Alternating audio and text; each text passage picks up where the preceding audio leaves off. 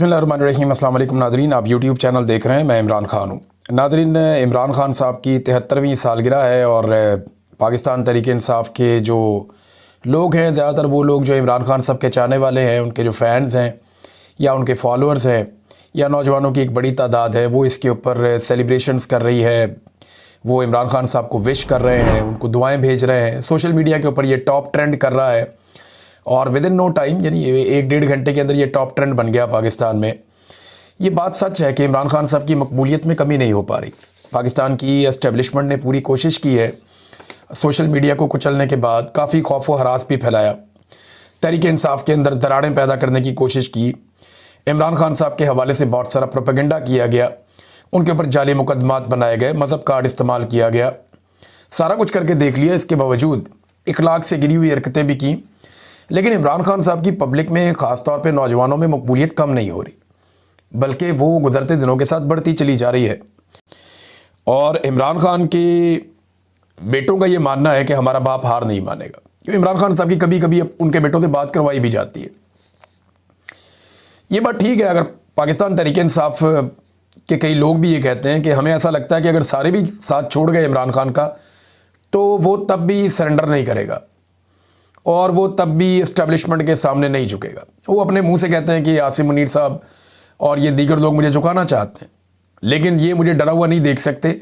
मुझे डरा हुआ देखना इनकी हसरत रह जाएगी। ये इमरान खान साहब ने खुद स्टेटमेंट दिया है। साथ में वो ये भी कहते हैं कि अगर मुझे कुछ हो गया तो उसके लिए ज़िम्मेदार आसिम मुनीर साहब होंगे। अपनी वाइफ के हवाले से भी वो यही कहते हैं कि अगर साबिक़ खातून अव्वल को कुछ हो गया तो आसिम मुनीर साहब को वो कहते हैं वो ज़िम्मेदार होंगे। और ख़वातीन को जेल में डालना वैसे है भी मायूब। इमरान खान साहब ने अपनी शानदार एक ज़िंदगी गुजारी है, उनकी ज़िंदगी के बहुत सारे पहलू हैं।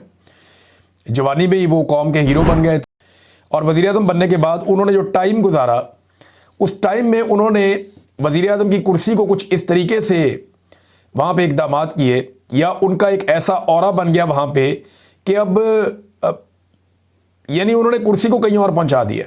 मैं सीरियसली आपको बताऊँ तो शहबाज शरीफ और इमरान खान की ना करैक्टर में और शख्सियत में बड़ा फ़र्क है।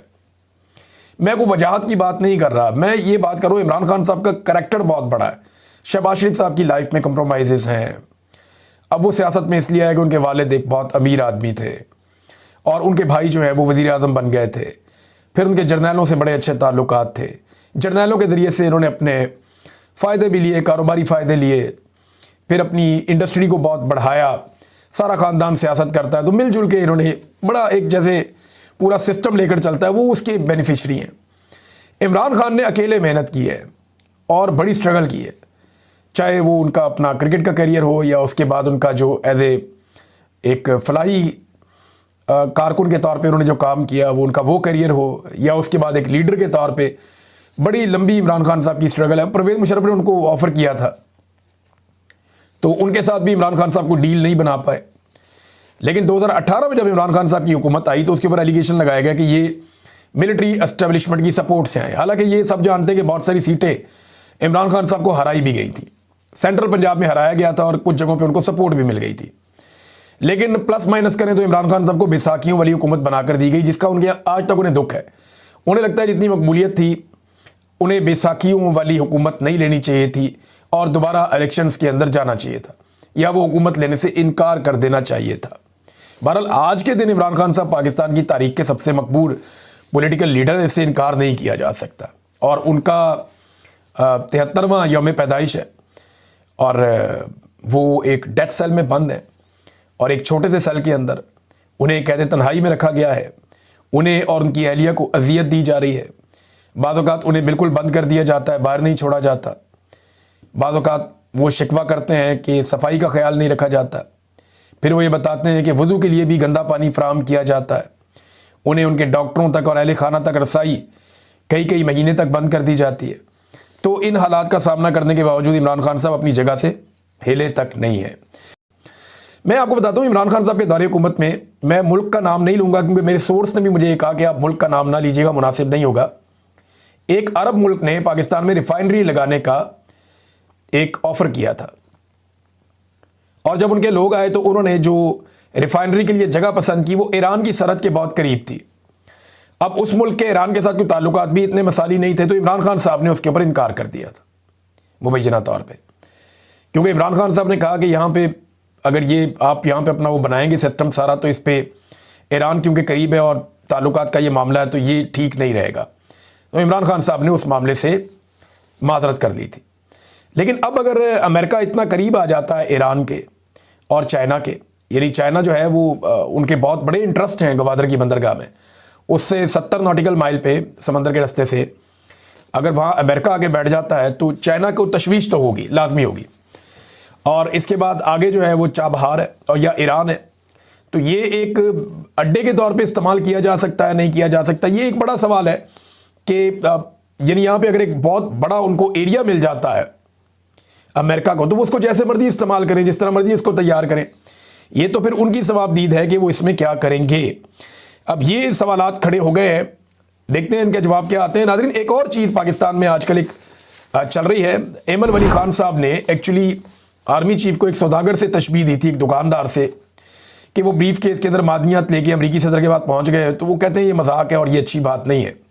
उन्हें जेब भी नहीं देता कि आर्मी चीफ एक मुल्क का जो है वो अपना माल बेचता फिरे। इस किस्म की बातें जो हैं वो एमन वली खान साहब ने की। अच्छा, उसके बाद एमन वली खान साहब के ऊपर नून लीग ने तनकीद की, एस्टेब्लिशमेंट ने कुछ नहीं कहा, यानी DGI SPR नहीं बोले, कोई भी नहीं बोला इसके ऊपर, और रद्दमल दे भी सकते थे। देखें, जो हमारी अंडरस्टैंडिंग है ना, मेरी बहुत सारे सहाफ़ियों से बात हुई है, खैबर पख्तूनख्वा में भी हुई और इस्लामाबाद में भी हुई। उन सबका ये मानना है कि क्योंकि पाकिस्तान तहरीक इंसाफ खैबर पख्तूनख्वा में बहुत मकबूल है और दूसरी वो पॉलिटिकल पार्टी खैबर पख्तूनख्वा में मकबूल हो सकती है जो एंटी एस्टेब्लिशमेंट होगी, लिहाजा एस्टेब्लिशमेंट को एमन वली खान साहब पे कोई एतराज़ नहीं होता। वो जितनी मर्जी सख्त बात करें, आर्मी चीफ पर करें, DG ISI पर करें या फौज के खिलाफ करें, उनके ऊपर कोई एतराज़ नहीं किया जाता। वजह यह है कि सिस्टम ये जानता है कि एमन वली खान हमारे खिलाफ नहीं जाएगा और एमन वली खान को जब हम चाहेंगे अपने फ़ायदे के लिए कोई तरमीम करानी, कोई और काम करना, इस्तेमाल कर सकते हैं। 26वीं तरमीम, 27वीं तरमीम, 28वीं तरमीम, जो भी काम हमने डालना होगा, एमन वली खान आएगा और हमारे लिए काम करेगा। हाँ, प्रॉब्लम सिर्फ ये है कि इसकी मकबूलियत कम हो गई है, तो इसको थोड़ा मार्जिन दे दिया जाए कि ठीक है, एंटी एस्टेब्लिशमेंट बन जाओ, हमारे खिलाफ जो बोलना चाहते हो बोलो, आपको इसका फ़ायदा हो जाएगा पब्लिक के अंदर, और हमें क्या इससे हमारा जा रहा है, कुछ भी नहीं, लोग भी कह रहे हैं तो आप भी कह लें। तो ये एमन वली खान साहब के हवाले से वहाँ पे जो जर्नलिस्ट हैं उनकी ये राय है। देखिए, अगर वाकई एस्टेब्लिशमेंट को तकलीफ होती और चले इतनी सख्त बात अगर सलमान अकरम राजा कर देता, या इतनी सख्त बात अगर पाकिस्तान तहरीक इंसाफ का कोई रहनुमा कर देता, तो उसके साथ क्या होता आप सोच सकते हैं। अगर पाकिस्तान तहरीक इंसाफ का कोई रहनुमा इतनी सख्त बात कर देता तो अभी तक उसका घर तोड़ दिया जाता, छापे मारे जाते, उसकी फैमिली को अगवा कर लिया जाता, यहाँ पे जबरी तौर पे गुमशुदगियाँ शुरू हो जाती, बंदे गायब कर दिए जाते, या उस बंदे पे बहुत सारे मुकदमात दर्ज हो जाते। लेकिन एमन वली खान के बारे में ऐसा कुछ नहीं हुआ। उनकी सिक्योरिटी वापस ली गई है, जो उनकी फैमिली को बहुत ज़्यादा सिक्योरिटी फ्राहम की गई थी, क्योंकि इनकी जान खतरे में है। देखें, ये हमें मानना पड़ेगा, ANP के बहुत सारे लोग शहीद हुए।